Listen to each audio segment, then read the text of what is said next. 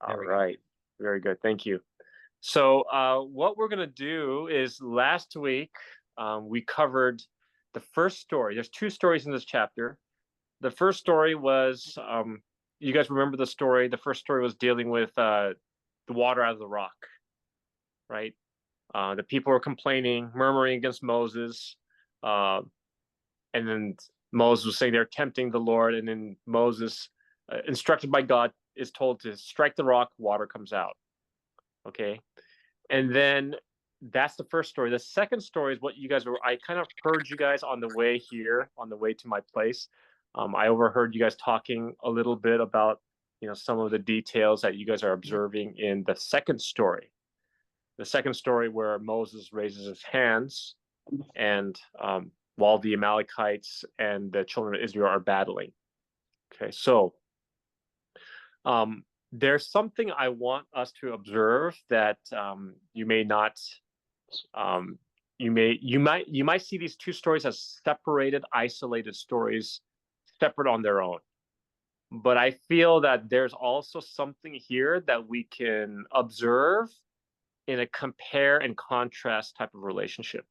Okay. But what do you notice the similarities between the first story, water out of the rock, and the second story, the battle that is fought and being won as long as Moses raises up his hands? Okay. What are some similarities that you can gather from both these stories? The rod is in both stories. There's a rock mentioned in both stories. Very good, Elnora. Okay. Tell me, where do you see this rock identified in both stories? I was talking about the rod, R-O-D. Oh, rod. Okay, rod. Rod is in both stories. Yes. Okay, good. It's mentioned twice for the incident dealing with the water and for the battle against the Amalekites. Okay, very good. All right, what other observations do you notice? They both need God desperately. They both needed God desperately. Yes, absolutely, without a doubt. Different needs, different situations, different circumstances, but nevertheless, only God can provide for them what they don't have. Okay, good. Was there someone else was about to say something? The rock. Rock. Okay, the rock is mentioned in both places. And then how's the rock mentioned or identified in both stories? In verse 6, it says, I will stand before you there on the rock. Mm-hmm. And the other one is they took a stone and put it under. For Moses to sit on, right? Right. Yeah. Mm-hmm. Very good.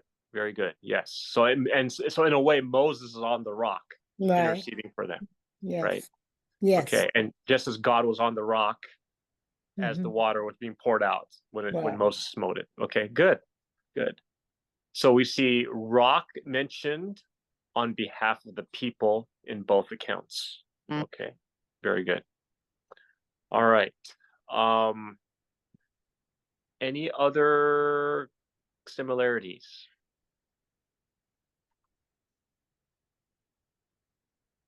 And the reason why it's important to take a look at these similarities is because you're going to see why these bring out powerful connections in interpretation and application, okay, as we study the word.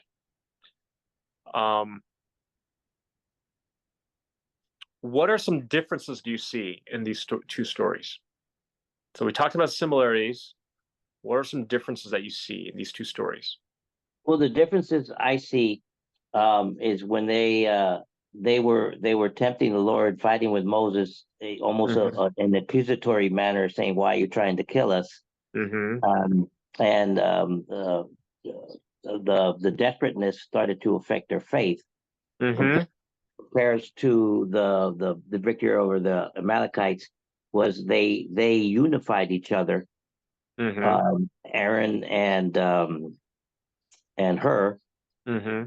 and pretty much forgot about everything else and surrendered to the faith into God. Mm-hmm. And that's what brought them the victory. Those are, I think, the differences.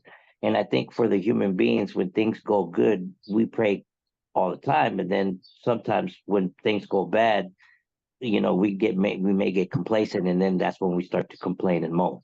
Yeah, very much so. That's the human condition, isn't it? Yep. Yes. Yeah, it's just like them. It's just like us. We can also relate to that as well. So, yeah, Conflict.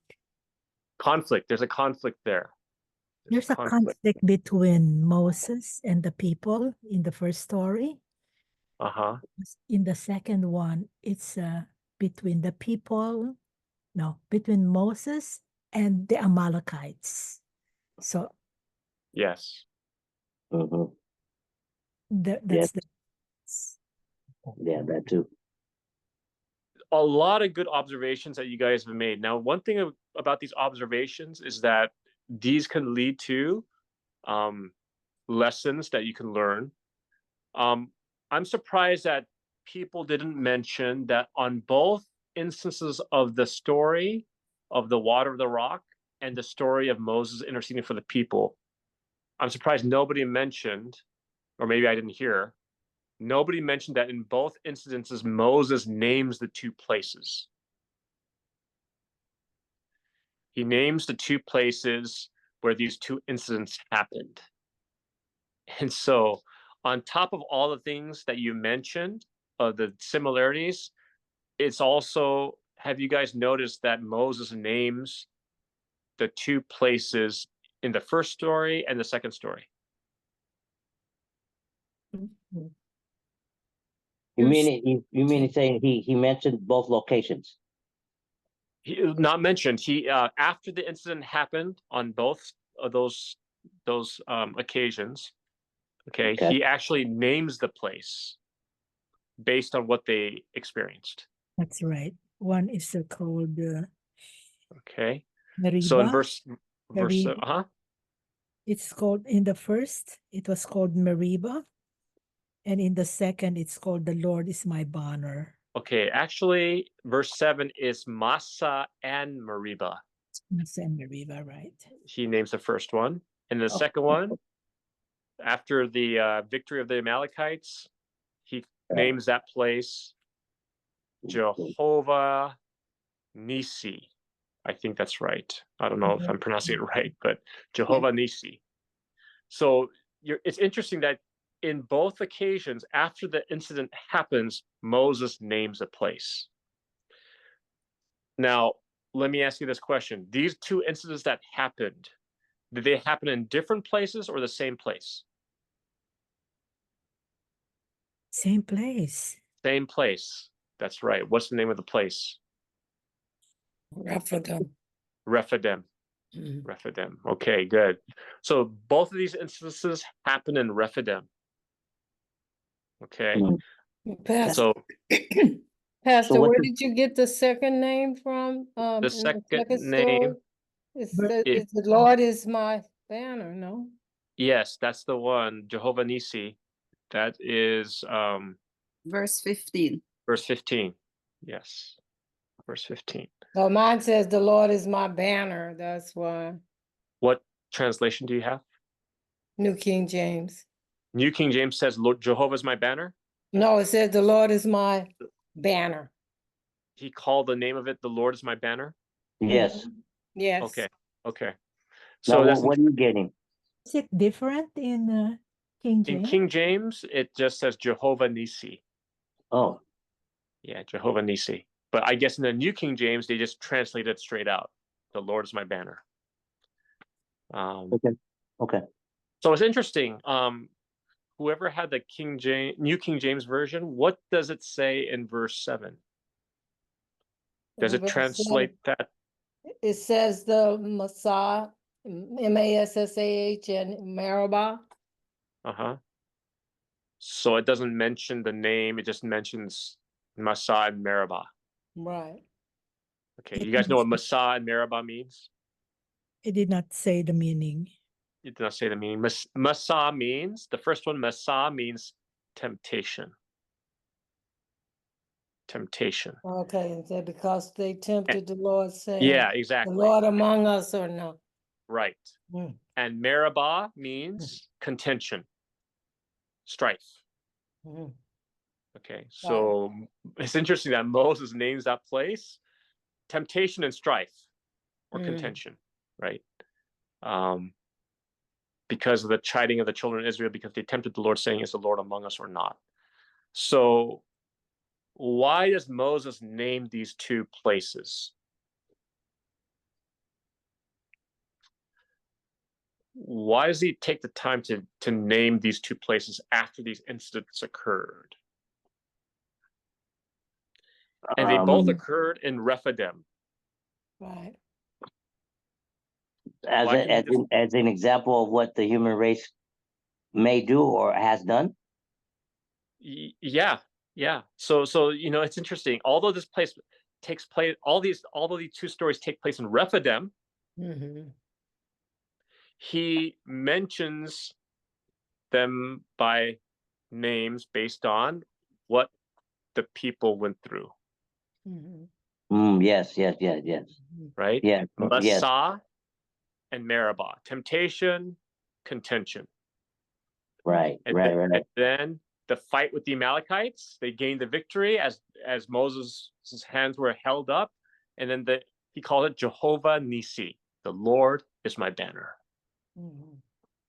Okay. Yeah. So it seems to be that the name that Moses gives to these two places, they're different places, yes or no? No, same Mm. place. No, well, they're in Rephidim, but are they in the same exact place? One is Oh, on top same, of the same mountain. location. I don't think so. Think so. I don't think so either. Yeah, I don't think so. Yeah, I don't think so either. I don't think Moses is there at the same place where he's smiting the rock and Mhm. he's lifting up his hands at the same time. It's not the same place, Mhm. right?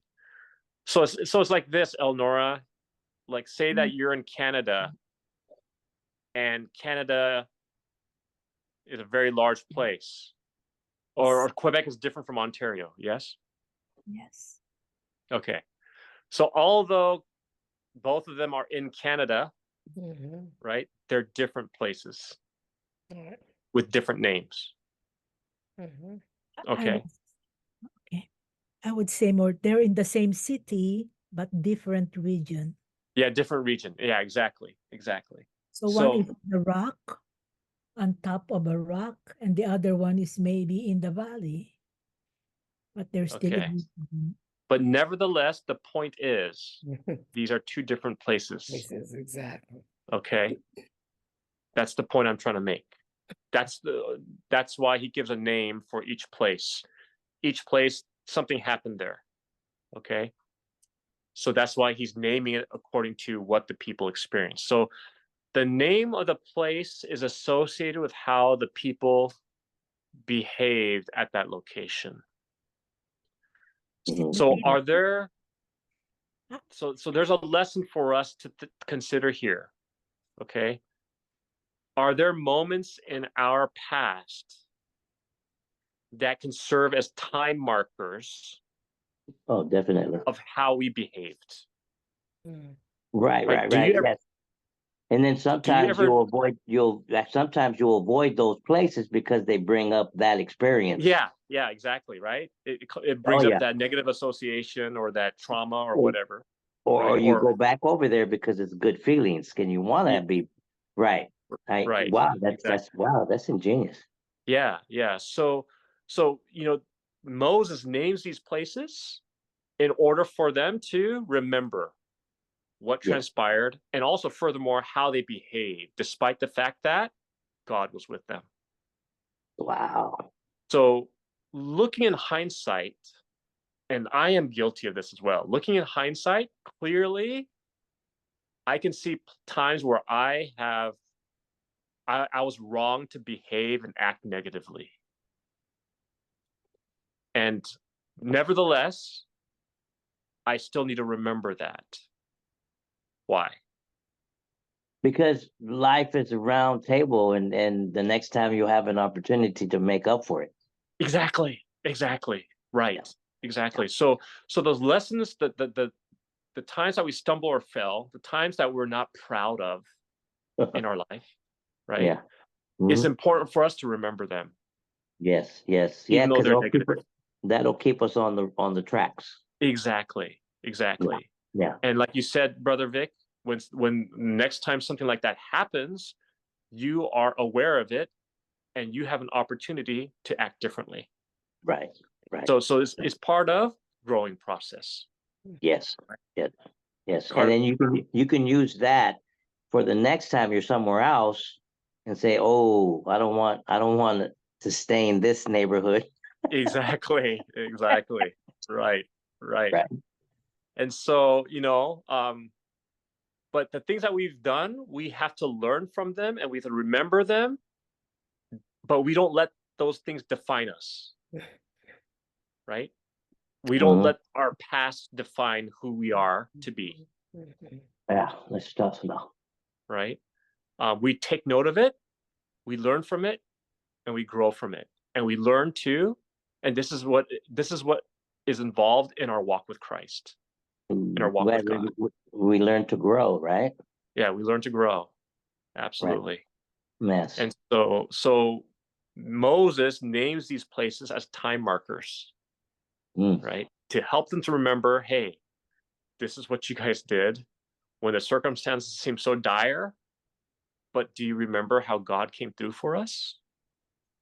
Well, in a sense, it's like a dull pencil is better than the sharpest mind. Explain. Well, when you write something down, like for instance, Moses named it and he illustrated it in the Bible. 20, 30 years later, you're going to forget 70% of what happened on that day. Mm-hmm. So then when you go back to that dull pencil, you cannot deny it. And Yeah. it's almost looking in the mirror and say, okay. And I think that's why the Bible is so important, because it reflects humanity. Because just because they were in a different time doesn't mean that human has changed very much. Exactly. And that's my thinking on it. Yes. Moses Okay. erected an altar in the second place. Yes. He built up an altar in the second place, whereas he didn't do it the first time. Mhm. And also, this is the first time that he erected an altar. Okay, good difference that you noted there. Yep. Also, the first time that Joshua was mentioned. Uh-huh. Okay. This is not the first time Joshua's mentioned. Joshua's mentioned also another time. Oh, you mean like in the book of Exodus? In the book of Exodus, yeah. Okay, yeah. So, good observation. What is the meaning of Jehovah Nisi? The Lord is my banner. Yeah, what does that mean? What are your thoughts on that? Banner is a sign of authority. Okay, are you asking or are you sure? Ownership. A banner. It Okay. defines A banner is kind of an announcement, as like what the flag stands for in the United States. We are a union, and we started with 13, and it has the stars and stripes. Now for the banner, the Lord is my banner, is to say we're here, we have faith in the Lord, and the Lord is backing us up. It's almost I wouldn't say a warning, but more of an exalting the belief and faith in God. Okay. So can we find a Bible answer that answers that question, or that backs up what you're saying, Vic or Elnora? Okay, because remember, it's important for us to get the answer from the Bible, because we know the meaning of Jehovah Nissi means Jehovah is my banner. So is there anywhere else in the Bible that sheds light on what banner means? When it reads the word began with God and ended with God and continues with God, is that in the same ballpark per se? Okay. How does that banner mentioned there? Moses built an altar and called its name the banner. The Lord is my banner. He said, because the Lord has sworn that the Lord will have war with unrest. Okay. So here's a text. Okay. You do a search. I do a search for Jehovah Nissi in the dictionary on, but then I don't see anything that tells us another cross reference to Jehovah Nissi. It just gives a definition. The definition is banner. Lord is my banner.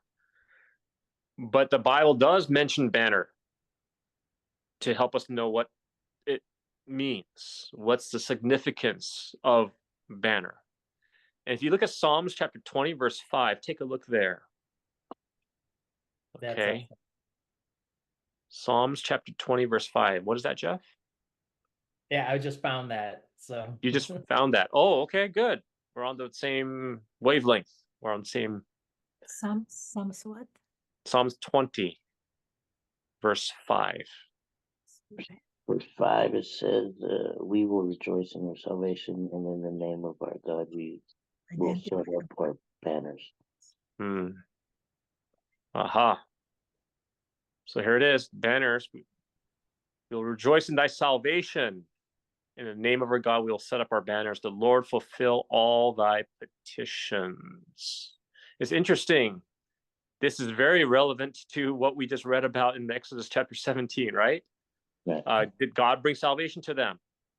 Did Oh, God yeah. fulfill their petitions? Yes, Yeah. right? So therefore, in response, we set up our banners, right? Of the name of our God. It says also verse 20, verse 6 through 8. It says, now know I that the Lord saveth his anointed. He will hear him from his holy heaven with the saving strength of his right hand. Some trust in chariots, some in horses, but we will remember the name of the Lord our God. They are brought down and fallen, but we are risen and stand upright. So that's definitely talking about victory that God gives to his anointed, despite all the enemies arrayed in their chariots and horses, and people would put their trust in such things, but we trust in the name of our Lord. That is our banner, right? The Lord is my banner. And if you look at Psalms 60, verse 4 and 5, take a look at that one. Psalm 60, verse 4 and 5, further expanding upon this concept of banner. Okay. We have given a banner to those who fear you, that it may be displayed because of the truth. Selah. And verse 5. And that your beloved may be delivered, save with your right hand and hear me. Okay. So again, banner is associated with what? Deliverance. Yes. Right? Deliverance Yes. in God's right hand, fighting for them and hearing them. Right? Yes. So, is it fitly appropriate that Moses named that place Jehovah is my banner? I think it's well fitted there. Absolutely. Definitely. Yes. Absolutely. Definitely. So a banner is it's like and you guys are right. A banner literally is like a standard or a flag, right? It's like the Israelites saying, "The Lord is my banner," is like saying that we are identifying ourselves as followers of God, and he's the one that delivers us. He's the one that hears us. He's the one that brings victory for us. And so when Moses built that altar. That marked the place where God intervened on behalf of his people and promised utter defeat to his enemies. And it's interesting that God calls Amalekites not just Israel's enemies, but he says that they're my enemies too, right? So God has a shared interest in the well-being of his people and those who are against him. So that tells us, are there battles that you face in your life where Yes. people are arrayed against you? Well, there seems to be overwhelming odds, and you seem to be the runt of the litter. But when you remember the story, Jehovah Nissi, God is my banner, God gives victory to us. He gives deliverance to us. You and God are a majority. And there's nothing that can overcome you. If God is for us, Who can be against them? who could be against us? Jehovah Nissi, the Lord is my banner. Mhm. Mhm. So that's and get this. God does this for them despite the fact that the previous story, they Mhm. were blaming God. Yes. You brought us out to die, right? You did all these things wrong to us. And if God was like a human being, he could have just said, oh, all right, well, I'm just going to let you be at the mercy of the Amalekites. See ya. But God doesn't do that, right? God, he doesn't forsake them. He still continues to deliver them. Not only does he bring them water out of the rock, even though they tempt him and they say, is God for us or not? Well, I Right? mean, he also delivered the manna too. Yeah, in the previous chapter 16. Yeah, exactly. And still they reacted this way. I know, Yeah. Vic. That's the human condition, isn't it? I mean, we could say those Oh, children man. in Israel, they're just they're so blind, but then at the same time, we're like that. Oh yeah. And this shows the mercy of God. Even though we question God, we doubt God, we accuse God of doing ill will against us. We see that when God comes through for us despite that, right? And we need to, and when God does come through for us, we need to build an altar in our minds. We need to make a time marker in our lives. Yeah. Don't just settle for the time markers of all the bad things you did and say, oh man, I'm shaking my head, I remember that. Yeah, remember those. No, yeah. But also both. make time markers of how God came through for you. Amen. Amen. And Amen. so that you won't forget, hey, he came through for us when the Amalekites attacked us, remember? And God gave us the victory. And that's a time marker that we must remember. And that's why Moses builds an altar. Why do you build an altar? To worship God, but also as a memorial for yourself. Right. Yeah. So Remember. yes, right. Now, a question for you: is that altar still around? That's a good question. I don't know. That's a good question. Yeah. The water, they showed us a place there where they told us it's where Moses struck the rock. And it's Yeah, still, the water is still flowing. The water's still flowing. Yes. Okay, I don't know about that. I've been to the Holy Land, and place, but I go when to they the pointed Holy it to Land. us, I've been to the Holy Land, and they say stuff like, "Oh, this is the tomb where Jesus rose from the dead," or "This is the Jacob's well where Jacob met Rachel," and stuff. And it sounds really nice, but at the same time, like, you have to ask yourself, how do they know that for sure? And like some of, and especially with the Catholic Church, they're all about relics and icons, and it's all about drawing tourists in. Okay, so you gotta take it as a grain of salt. You can't just believe that this is the actual site. You gotta take it with a grain of salt. Okay. Right. Nobody knows exactly where it's at. I believe. I don't think anyone can really pinpoint the actual place. Now, do you think there's a reason why we don't know exactly where it's at? Because it'll become not where you're from, and the faith will be lost unless you're there. You think? I think it could be just like what happened to Gideon when Gideon made an ephod of gold. That ephod of gold became a snare. Yeah. And all the people started to like idolize that Oh, ephod. yeah. And I don't think that, like, if we knew what these places were, I think we would idolize them too much. Yeah, I think so. And it would lose the meaning of the spiritual meaning. And Right. we'll make it all about, almost limited, right? Limit where you're. Yeah, I feel you on that. Okay. right. No, I mean, that would be for me. If I would be able to go somewhere to where I know that it happened, it'll just solidify the faith even more.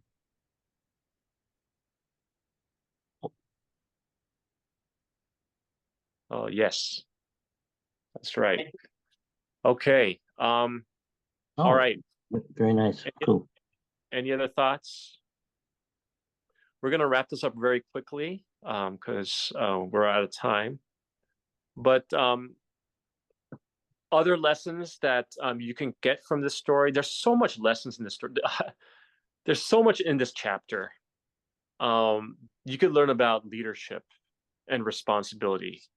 Like, if you put yourself in Moses' shoes as a leader, there are gonna be moments where people will blame you. People will be against you. They'll even want to stone you, either figuratively or literally.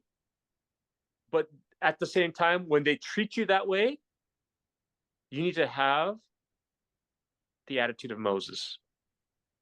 You need to be able to intercede for those very same people who are ready to turn on you. That's very hard. It's very hard, right? And Moses, despite how the people were accusing him and chiding with him and murmuring against him in the first story, and he called that place Meribah and Massa, right? The next story, what does Moses do? Does he say, you guys mistreated me, I'm not going to help you, you're on your own? No, that's not what Moses does. Moses becomes the intermediary between God and the people. Yes. And his service. Pastor Brian. Yes. Pastor Brian. At the same time, the leaders.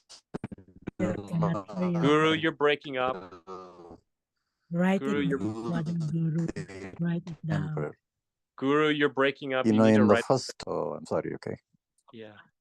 You're better now, but you're breaking up like really bad. I couldn't hear anything. Okay. Yeah. But so, and also we can see ourselves in the place of Aaron and right? We may not be Moses in the story, but maybe we're Aaron, maybe we're And what we need to do is we need to do our part to support our leaders when the opportunities arise. And if we support our leaders, that can make the difference in the physical, mental, spiritual battles that we face collectively as a group, because we're in it together. It's not individualistic. I don't know about Canada or other places in the world, but America is a very individualistic society. But we need to learn, especially in the context of the church, we are to support our leaders and one another. Okay? Because that actually contributes to the well-being of the whole. We need to intercede for one another. We need to hold up one another's hands. We need to pray for one another. Right? So I see here leadership, responsibility, intercession, support. Right? We need to support each other, especially our leaders. In closing, Where do you see Jesus in these stories? Jesus is our banner. Okay, Jesus is our banner. Okay.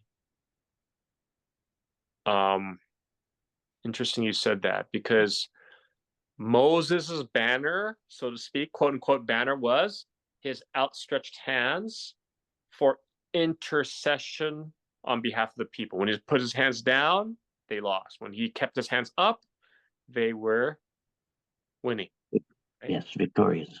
They're victorious. But we see also a similar picture, right? Christ, is he our intercessor? Yes. Yeah. Yeah, he's our intercessor. And he has his hands outstretched before the Father in the heavenly sanctuary as our intercessor, Right, as an advocate, yes. as our advocate, as our mediator, right? He's stretching out his hands and he's pleading to the Father in the most holy place in the heavenly sanctuary, and he's exclaiming, my blood, which was spilt on their behalf. Right. That's the banner. And it's almost as Jesus' hands will never get tired and his hands will never go down, so that we will be victorious all the time. And how do we know this? Jesus made sure of it when he allowed his hands to be nailed on the cross. So it'll never go down. Oh, man. And he brings those same nail-pierced hands before the Father, interceding for us. And so that's our banner. The Lord is my banner. Jesus is my banner. The cross, it's, what does Jesus say about the cross? If I be lifted up, I will draw all men unto myself. And so a banner is something that unifies a particular group of people. The bloodstained banner of Jesus is the same thing that unifies his people under him. So there's a lot of, we see Jesus as a smitten rock. We see Jesus as a living water. We see Jesus as the banner in this story, in these stories, plural. So very, very good chapter to see all these little insights there.